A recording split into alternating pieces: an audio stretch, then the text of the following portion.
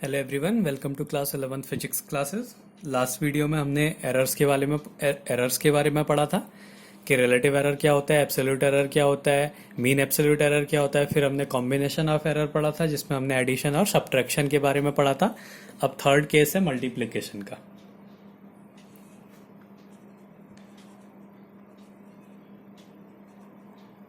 अगर दो physical quantities एक दूसरे से मल्टीप्लाई में रिलेट हैं, z equals to A into B है, तो हम एरर को कैसे फाइंड करेंगे।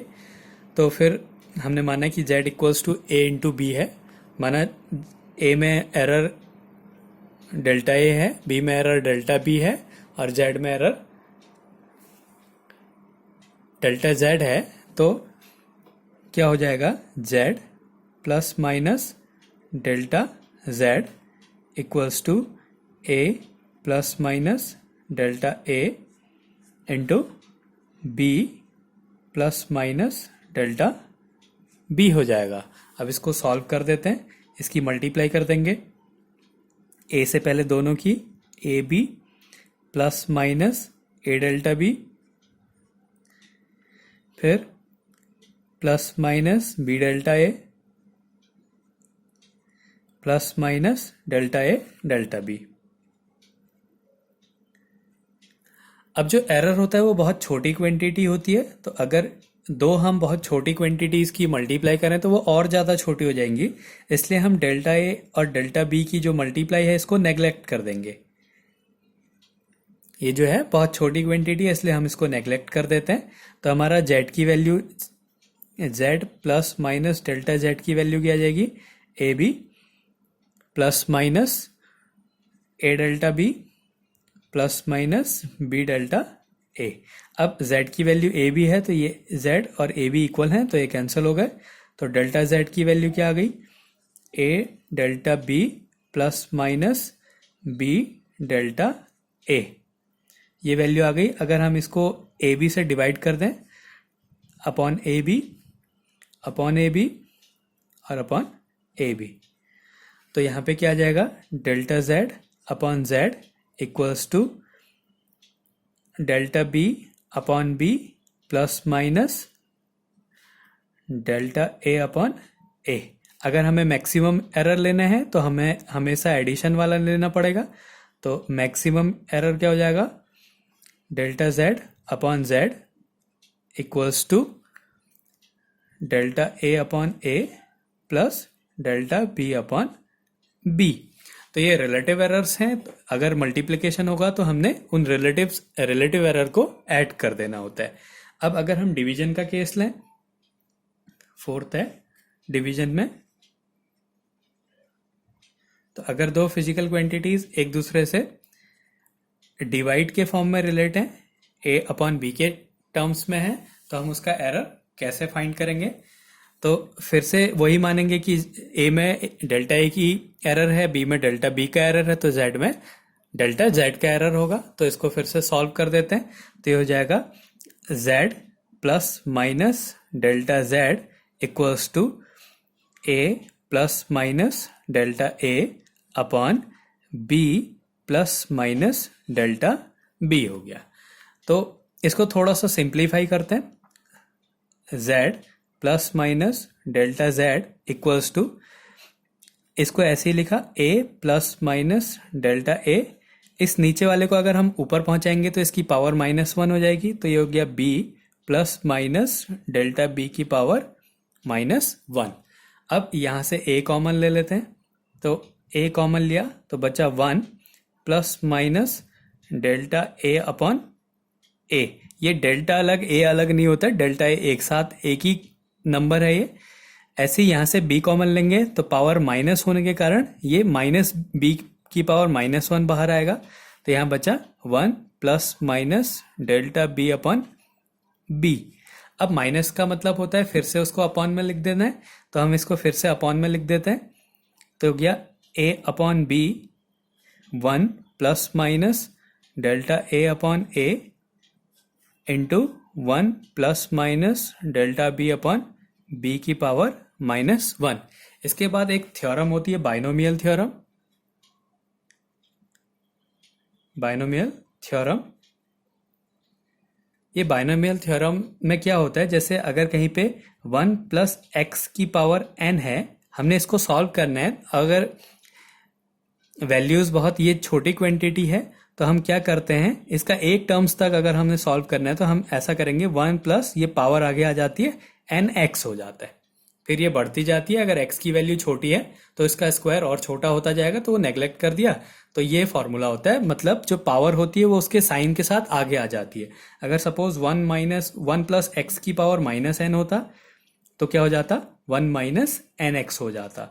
अगर 1 माइनस एक्स की पावर माइनस एन होता तो ये माइनस माइनस प्लस हो जाता, 1 प्लस एन एक्स आगे आ जाता। तो वैसे ही हम यहाँ पे बाइनोमियल थ्योरम लगाएंगे और ये आगे आ जाएगा माइनस के साथ, तो ये हो जाएगा a upon B 1 plus minus delta a upon a into 1। ये माइनस आगे आ गया तो साइन उल्टे हो जाएंगे, माइनस प्लस लिखो या प्लस माइनस लिखो, दोनों हैं उसमें। तो plus minus delta b upon b हो गया। अब इसकी मल्टीप्लाई कर देते हैं। यहाँ पे हमने बाइनोमियल थ्योरम का यूज करा है, ये माइनस पावर आगे आ गई। अब हम इसको मल्टीप्लाई कर देते हैं, equals to a upon B, ये मल्टीप्लाई करा 1 plus minus delta b upon B plus minus delta a upon a plus minus या प्लस ही भी हो जाएंगे दोनों, delta a upon a delta b upon b। जैसे हमने लास्ट डेरिवेशन में इसको नेग्लेक्ट कर दिया था delta a into delta b को, वैसे ही यहाँ पे भी ये भी बहुत छोटी क्वांटिटी है, हम इसलिए इसको नेग्लेक्ट कर देंगे, ये छोड़ दिया। और बाकी बचे हुए में ए बी से मल्टीप्लाई कर देते हैं, तो ये हो जाएगा a upon B plus minus a delta b upon B square plus minus a delta a upon A B. ये किसकी वैल्यू है, z plus minus delta z की, इससे कैंसिल हो गया तो बचा plus minus delta z equals to plus minus a delta b upon B square plus minus a delta a upon A B. अब अगर हम इसको डिवाइड करते हैं z से तो क्या हो जाएगा, या यहाँ पे कॉमन आ जाता है ए बी, यहाँ पे भी a अपॉन बी कॉमन आ जाता है, उसको हम यहाँ पहुँचा देते हैं, तो जाएगा plus minus delta z equals to a upon B, दोनों से कॉमन आ गया, यहाँ पे बचा delta b upon B plus minus delta a upon a। ये z है, ये नीचे आ जाएगा, तो हो गया delta z upon z equals to delta a upon a plus minus delta b upon b। अगर हम मैक्सिमम एरर लेंगे तो मैक्सिमम एरर के लिए delta z upon z equals to delta a upon a plus delta b upon b। तो जैसे addition और subtraction में एक ही केस था, वैसे ही मल्टीप्लिकेशन और डिवीजन के भी केस सेम है। हमने उनका रिलेटिव एरर निकालना है और दोनों को ऐड कर देना है। ये हो गया। अब इसके बाद एक पावर नोटेशन के लिए है, general rule for power notation. अगर पावर्स के फॉर्म में है तो हम उसको कैसे सॉल्व करेंगे, इसका हम सीधे फॉर्मूला देखना है हमने। तो इसको कैसे सॉल्व करते हैं, जैसे कोई फिजिकल क्वांटिटी है z equals to a b square upon c cube under root d। हमने ये वैल्यूज हैं, तो इसको कैसे हम सॉल्व करते हैं।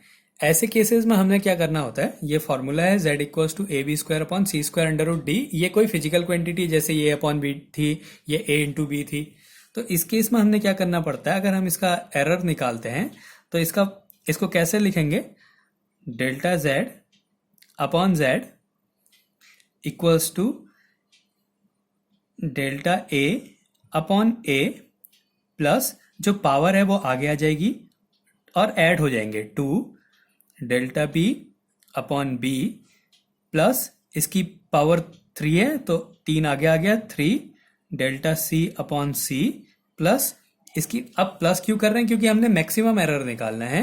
तो ये मल्टीप्लिकेशन और डिवीजन से एक दूसरे से रिलेट हैं, तो हमने वहां पे क्या करना होता है, सबको ऐड कर देना होता है और जो भी पावर है वो आगे ले आते हैं। यहाँ पे d की पावर 1/2 है तो हम इसको क्या लिख देंगे 1/2 डेल्टा d अपॉन डी। अब अगर हमें कहीं पे परसेंटेज एरर दिए होते हैं तो हमने इसको परसेंट में कन्वर्ट करना है तो इंटू 100 हो जाएगा, delta z upon z into 100, ये परसेंटेज एरर हो गया इसका, equals to delta a upon a into 100 plus 2 delta b upon b into 100 plus 3 delta c upon c into 100 plus 1/2 delta d upon d into 100%। ये इसकी percentage error हो गई। ऐसे ये क्वेश्चन सॉल्व करते हैं। माना एक फिजिकल क्वांटिटी है x equals to a² b³ upon c √d। ये एक फिजिकल क्वांटिटी है, कोई फिजिकल क्वांटिटी ऐसे रिलेट है। अब हमने क्या करना है, माना इसमें दिया है जो a b c और d में जो परसेंटेज एरर हैं, a b c और d में जो एरर हैं वो 1%, 2%, 3% और 4% है। ए बी सी डी में परसेंटेज एरर का मतलब हमें इसकी वैल्यू दी है, delta A upon A into 100 की वैल्यू दी हुई है 1%। ऐसी delta B upon B into 100 की value 2%, delta C upon C into 100 की वैल्यू 3%। तो हम इसको कैसे सॉल्व करेंगे, तो हमें पता है हमें इसको कैसे लिखना है। अभी हमें परसेंटेज एरर दिए हैं तो हम इसको परसेंटेज के फॉर्म में लिखेंगे। तो ये हो गया delta X upon X into 100, ये परसेंटेज एरर हो गया, equals to 2 delta A upon A into 100, delta A upon A into 100 plus power आगे 3 delta B upon B into 100 plus C में कुछ नहीं है power, delta C upon C into 100 plus इसकी power क्या है 1/2, तो 1/2 delta D upon D into 100। अब हमें पूरा delta A upon A into 100 की वैल्यू दी है 1%, ऐसी delta B upon B into 100 की वैल्यू दी है 2%। तो हम यहाँ पे वैल्यू पुट कर देते हैं, तो ये हो गया 2 इंटू ये delta A upon A into 100 की वैल्यू है 1 plus 3 into 2 plus delta C upon C into 100 की value 3 plus 1/2 delta D upon D into 100 की वैल्यू 4। तो ये सॉल्व करके आ गया 2 प्लस 3 2 जा 6 प्लस 3 प्लस ये कैंसिल हो गया 2, तो ये हो गया 13%। तो जो x में जो परसेंटेज रिलेटिव एरर है वो कितना है 13% का। तो ये जनरल सा फॉर्मूला है, हमने क्या करना है पावर को आगे लिख देना है और ऐड कर देना है, सबको पावर आगे लिख के ऐड कर देना। अगर हमें डेल्टा ए अपॉन ए की वैल्यू दी है तो वैसे सॉल्व करना, अगर हमें सीधे परसेंटेज में वैल्यू दी है तो ये पूरा delta A upon A into 100 मतलब रिलेटिव परसेंटेज एरर की वैल्यू दी होती है। तो ऐसे हम मल्टीप्लीकेशन और डिवीजन में और जनरल पावर जो नोटेशन होता है उसका फॉर्मूला इस तरीके से हम उसको सॉल्व करते हैं।